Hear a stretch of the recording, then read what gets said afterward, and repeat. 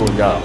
اللہ تجھے مرنے سے پہلے پہلے حاصل کرنا ہے، ڈھونڈنا ہے، پا لینا ہے، راضی کر کے مرنا ہے۔ لیتک تحلو والایام مریرۃ ولیتک ترضی والانام عذاب ولیت الذی بینی وبینک عامر وبینی وبین العالمین خراب ولیت الشراب من ودادک صافیا وشربی من ماء المعین السراب فاذا صح منک الود فالکل حین وکل الذی فوق التراب التراب۔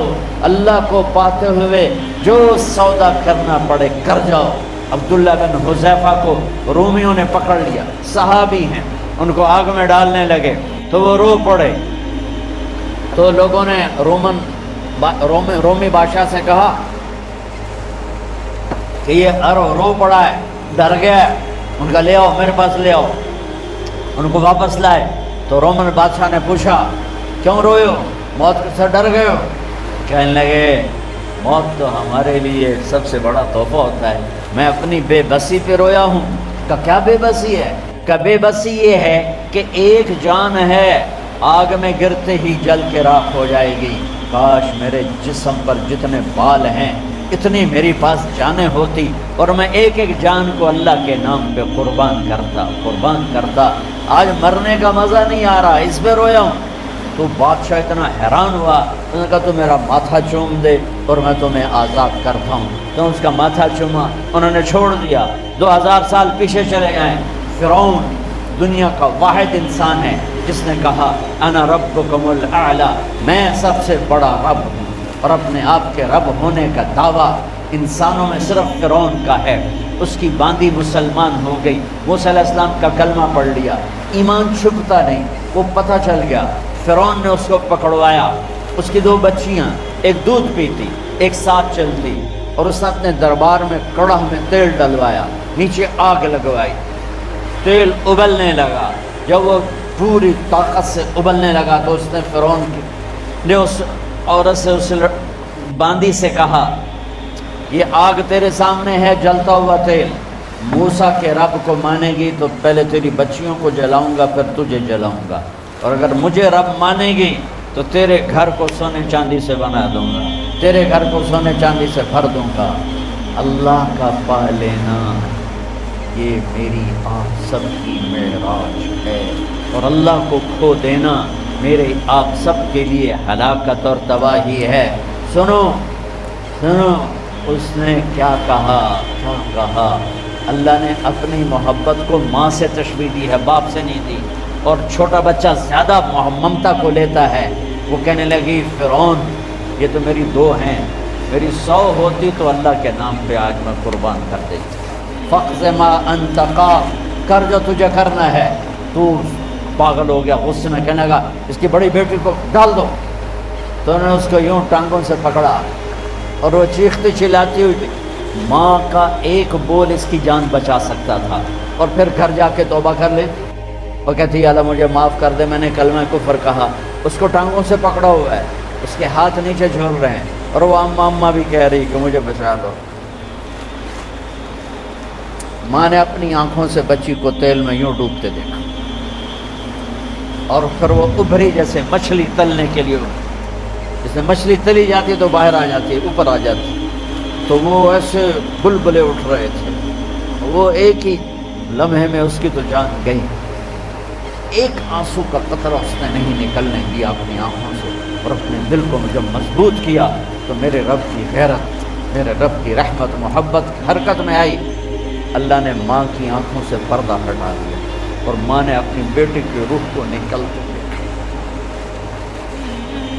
اور وہ کہہ رہی ہے اصبری یا ام فإن لک من الأجر کذا وکذا۔ ماں جی ڈرنا نہیں، صبر کرو، جنت تیار ہے، جنت تیار ہے۔ معصوم بچی کو تو پتہ بھی نہیں تھا کہ کیا ہونے والا ہے، اس کو پکڑ کے یوں ڈالا، اس کی تو آہ بھی نہ نکلی، اور وہ مچھلی کی طرح تلی گئی۔ اب پھر ماں کا کلیجہ پھٹا، اللہ نے پھر آنکھوں سے پردہ ہٹایا، اور انہیں اپنی بچی کی روح کو نکلتے دیکھا، اور وہ کہہ رہی ہے اصبری یا ام فإن لک من الأجر کذا وکذا۔ ماں جی تھوڑی دیر کا صبر، جنت تیار ہے، جنت تیار ہے، جنت تیار ہے۔ اللہ کو پایا سب کچھ پایا، اللہ کو کھو دیا سب کچھ کھو دیا۔ جب اس کو پکڑ کے لے جانے لگے، اس نے فرعون کو دیکھا۔ فرعون اس کی آنکھوں میں آنکھیں نہیں ڈال سکتے، نظریں نیچے ہوں گی اس کی۔ کہنے لگی میری ایک بات مانو گے، میری ایک خواہش پوری کرو گے؟ فرعون نے پوچھا کیا؟ کہ جب میں بھی جل جاؤں تو میری اور میری بچیوں کی ہڈیوں کو اکٹھے دفن کرنا، باہر پھینک نہ دینا، دفنا دینا۔ فرعون نے کہا تمہاری یہ خواہش پوری کی جائے۔ انہوں نے کہا پیچھے ہٹ جاؤ، میں نے اللہ کو جان دینی ہے، مجھے دھکا دینے کی ضرورت نہیں ہے، میں اپنے اللہ سے ملنے جا رہا ہوں۔ جب اللہ مطلوب ہوتا ہے تو موت محبوب بن جاتی ہے، جب اللہ کی نافرمانی ہوتی ہے تو موت سے نفرت ہو جاتی ہے، مرنا عذاب نظر آتا ہے۔ وہ چھلانگ مار گئی، اللہ اکبر کا نعرہ لگاتی ہوئی، ہڈیاں ادھڑ گئیں، گوشت ادھڑ گیا، ہڈیاں باقی رہ گئیں۔ فرعون نے کہا ایک ہی جگہ ڈال دو، سب کو دفن کر دو۔ دفن 2000 سال کے بعد بچوں بچیوں، 2000 سال کے بعد موسیٰ علیہ السلام کے 2000 سال کے بعد جناب رسول اللہ صلی اللہ علیہ وسلم دنیا میں تشریف لائے۔ 40 سال کی عمر میں نبوت ملی، 50 سال کی عمر میں معراج ہوا، 2050 سال کے بعد میرے نبی کی سواری بیت المقدس جا رہی ہے، اور بیت المقدس پر جب وہ اوپر پہنچے ہیں تو مصر وہاں سے قریب ہو جاتا ہے۔ جب وہ اترنے لگے تو میرے نبی نے کہا جبریل جنت کی خوشبو آ رہی ہے، جبریل جنت کی خوشبو آ رہی ہے۔ ابھی تو جنت اوپر ہے، ابھی تو اوپر جانا ہے، تو یہ زمین سے جنت کی خوشبو کیا آ رہی ہے؟ تو جبریل نے عرض کی یا رسول اللہ، فرعون کی ایک باندی تھی جو اللہ سے سودا کر گئی جان کا اور اپنی بچیوں کا، اس کی بچیوں کی ہڈیوں کو جہاں دفن کیا گیا ہے، یہ خوشبو جس دن انہیں دفن کیا تھا اس دن سے لے کر آج تک یہ خوشبو آ رہی ہے، اور یہ قیامت تک آتی رہے گی۔ اللہ اپنے نام پہ قربان ہونے والوں کی یوں قیمت لگاتا ہے۔ پہلے اپنی منزل طے کرو، پہلے اپنی منزل طے کرو، پہلے اپنی منزل طے کرو کہ مجھے اپنی زندگی کی سے لینا کیا ہے۔ مجھے اللہ کو پانا ہے، مجھے اللہ کو پانا ہے۔ میں نے اللہ کی قسم، اگر اللہ راضی ہے تو پھر موت سے بڑھ کر کوئی تحفہ نہیں، اس سے بڑھ کر کوئی خوبصورت پیغام نہیں، اور اگر اللہ ناراض ہے تو موت سے خوفناک کوئی پیغام نہیں۔ عمر بن عبدالعزیز 3 بر اعظم پر حکومت کی۔ عمر بن عبدالعزیز، بنو امیہ، مروان 9 مہینے حکومت کی، اس کا بیٹا عبد الملک بن مروان 21 برس حکومت کی، اس کا بیٹا ولید 10 سال حکومت کی، اس کا بیٹا سلیمان 2.5 سال حکومت کی۔ اسی تخت پر بیٹھے عمر بن عبدالعزیز۔ پہلے چاروں نے اللہ کے شریعت کو قربان کیا حکومت کے لیے۔ عمر بن عبدالعزیز نے اپنے آپ کو قربان کیا اللہ کے لیے، حکومت کو پاؤں کے تلے رکھا اور اللہ کی رضا کو سامنے رکھا۔ ان کو زہر دیا گیا۔ جب ان کی موت کا وقت قریب آیا تو انہوں نے رجا بن حیوہ کو بلایا۔ سننے والی بات ہے بچوں، ان سے فرمانے لگے سنو، میں نے 3 بادشاہوں کو قبر میں اتارا۔ اب بچیاں تو قبرستان جاتی نہیں، ہم تو اپنے ہاتھوں سے قبر میں اتارتے ہیں، اور اوپر مٹی ڈالتے ہیں، اور اوپر اینٹیں ڈالتے ہیں، اور پھر منو مٹی میں دبا کے واپس آتے ہیں۔ یہ منظر آپ بچیوں کے تو دیکھنے کا بھی نہیں ہے۔ وہ کہنے لگے میں نے 3 بادشاہوں کو مٹی میں ڈالا، لیکن ان کے کفن کی گرہ کو جب کھول کے دیکھا تو ان کے چہرے قبلے سے ہٹ چکے تھے، تو رنگ ان کے کالے پڑ چکے تھے۔ ولید بن عبد الملک، سلیمان بن عبد الملک بن مروان، عبد الملک باپ، ولید بیٹا، سلیمان بیٹا، یہ تینوں کا ان کے چہرے کالے ہو گئے تھے، اور ان کا قبلے سے منہ پھر گیا تھا۔ اب میں مرنے لگا ہوں، مجھے پہلے ضرور چیک کرنا کہ میرا اللہ میرے ساتھ کیا کرتا ہے؟ پہلے تینوں کی ظلم کی حکومت تھی، ان کے چہرے قبلے سے کیوں ہٹ گئے؟ آپ کو عجب بات بتاؤں، ولید بن عبد الملک روزانہ تہجد میں کھڑے ہو کے 10 سپارے پڑھتا تھا، 10 سپاروں کی تلاوت تہجد میں کرتا تھا کھڑے ہو کے، اور قبلے سے چہرہ ہٹ گیا۔ سلیمان بن عبد الملک تہجد گزار، چہرہ قبلے سے ہٹ گیا، ظلم کیا، خون کو پانی بنا دیا، حکومت پر شریعت کو قربان کیا، رشتے ناتوں کو قربان کیا۔ اللہ نے قبلے سے چہرے، نمازیں منہ پہ مار دی، روزے منہ پہ مار دیے، حج زکاتیں منہ پہ مار دی، تہجد ان کے منہ پہ مار دی، اور ان کے چہروں کو قبلے سے ہٹا دیا اور رنگ کالے کر دیے۔ عمر بن عبدالعزیز نے اسی سلطنت کو عدل سے بھر دیا، کیسی سلطنت تھی؟ جب گورنر تھے تو 60 اونٹوں پہ سامان چلتا تھا، جب امیر المومنین بنے تو بچے کہنے لگے ماں سے، بچیاں 12 تھے، ماں سے کہنے لگے کہ عید کا موقع آ رہا ہے، ابا سے کہو ہمیں نئے کپڑے تو لے کر دیں۔ ان کی ماں کا نام ہے فاطمہ، بچوں کی ماں کا نام فاطمہ بنت عبد الملک۔ یہ دنیاوی سٹیٹس میں سب سے بڑی خاتون گزری ہے، آج تک اس کے لیول کی کوئی عورت نہیں آئی۔ دادا بادشاہ، باپ بادشاہ، 4 بھائی بادشاہ، 6 خامند بادشاہ، 7 نسبتوں سے یہ عورت شہزادی رہی ہے۔ حضرت عمر گھر آئے، بیگم نے کہا بچے کپڑے مانگ رہے ہیں۔ حضرت عمر کہنے لگے میرے پاس تو پیسے نہیں ہیں، تنخواہ میں تو مشکل سے روٹی پوری ہوتی ہے، کہاں سے لے کر دوں؟ تو تھوڑی دیر خاموش رہی بیگم، پھر کہنے لگی آپ ایسا کریں اگلے مہینے کی سیلری ایڈوانس لے لیں، اس سے میں کپڑے لے لیتی ہوں اور روٹی کا خرچہ میں مزدوری کر کے گھر بیٹھے مزدوری کر کے چلا لوں گی، آپ 1 مہینے کی تنخواہ ایڈوانس لے لیں۔ حضرت عمر بن عبدالعزیز واحد خلیفہ ہیں جن کے دور میں 3 براعظم میں زکوٰۃ لینے والا باقی نہیں بچا تھا۔ یہاں لاہور بھی ان کی حکومت کے نیچے تھا، جنوبی اسپین فرانس ان کی حکومت کے نیچے تھا، کاشغر تک ان کی حکومت کے نیچے تھا، استنبول کے دروازوں تک ان کی حکومت تھی۔ 3 براعظم میں ایک آدمی زکوٰۃ لینے والا نہ بچا، اور اپنا حال یہ ہے کہ بیگم سے کہہ رہے ہیں پیسے کوئی نہیں، کپڑے کہاں سے لے کر دوں؟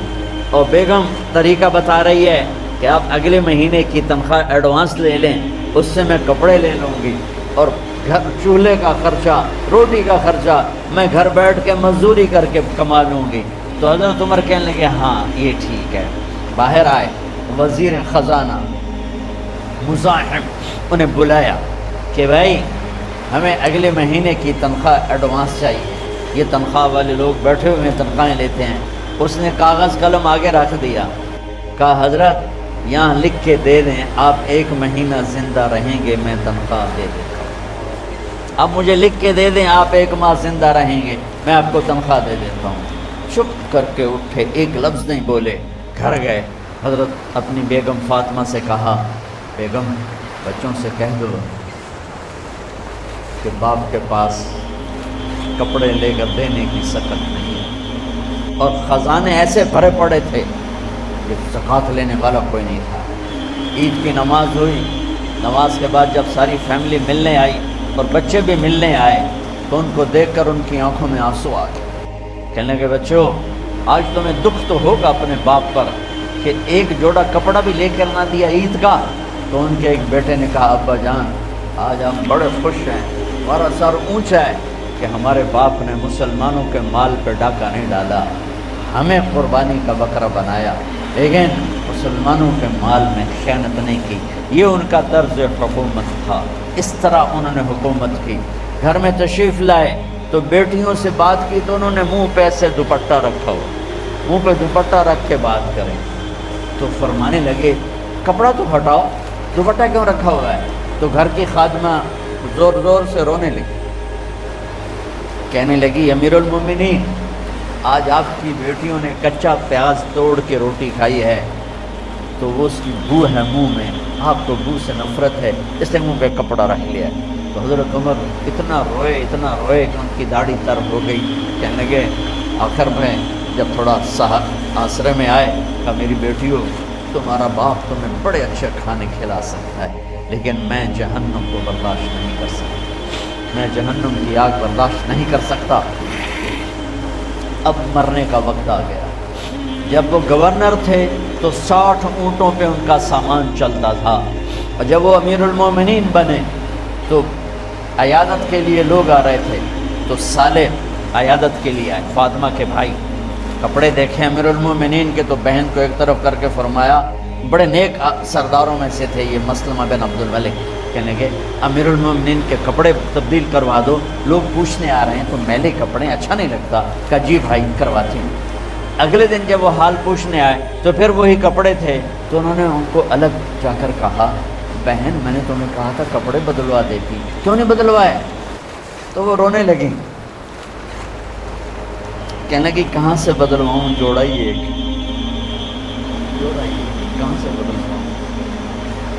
اور حکومت کتنی تھی؟ 3 بر اعظم، 3 بر اعظم تھے حکومت. ہمارا تو پٹواری امان کا نہیں ہے، وہ 3 بر اعظم کی سلطنت لے کر ایک جوڑے میں اللہ سے ملنے جا رہا ہے. جب ان کا انتقال ہوا سلیمان بن عبد الملک کی ڈیڈ باڈی جب قبر کے قریب لائے اتارنے کے لیے تو ایسے ایسے ہلنے لگا، اس کا پورا جسم ہلنے لگا. تو اس کے بیٹوں نے کہا کہ ہمارے ابا زندہ ہیں. تو حضرت عمر نے فرمایا بیٹو زندہ نہیں ہیں، عذاب قبر جلدی شروع ہو گیا ہے. عجل اللہ بالعقوبہ، قبر کی پکڑ پہلے شروع ہو گئی ہے، چھپاؤ اپنے باپ کو جلدی. جب عمر بن عبدالعزیز کی ڈیڈ باڈی قبر کے قریب کی گئی اور ان کا بھائی اتارو، بھائی وہ باتیں شروع ہو جاتی ہیں، رومال ڈالو، چادر پکڑو، ادھر سے پکڑو. تو ایک دم ایسے ایک پرچہ ہوا میں اڑتا ہوا سب نے دیکھا. وہ آتے آتے آتے آتے آتے آتے یوں آ کے حضرت عمر کے سینے پر گر گیا. سب دیکھ رہے ہیں. جب پرچے کو اٹھا کے دیکھا گیا تو اس پہ ایک سطر پہ لکھا تھا بسم اللہ الرحمن الرحیم، اور دوسری سطر پہ لکھا تھا براءۃ من اللہ لعمر بن عبد العزیز من النار. یہ عمر کے لیے جہنم کی آگ سے نجات کا پروانہ ہے. 3 بر اعظم کی سلطنت لے کر وہ جنت کا پروانہ لے کر دنیا سے گئے. جب ان کو قبر میں اتارا گیا تو انہوں نے رجا بن حیوہ سے فرمایا تھا 3 بادشاہوں کے چہرے دیکھے قبلے سے پھر گئے، رنگ کالے پڑ گئے، مجھے تم نے دیکھنا ہے کہ کیا ہوتا ہے.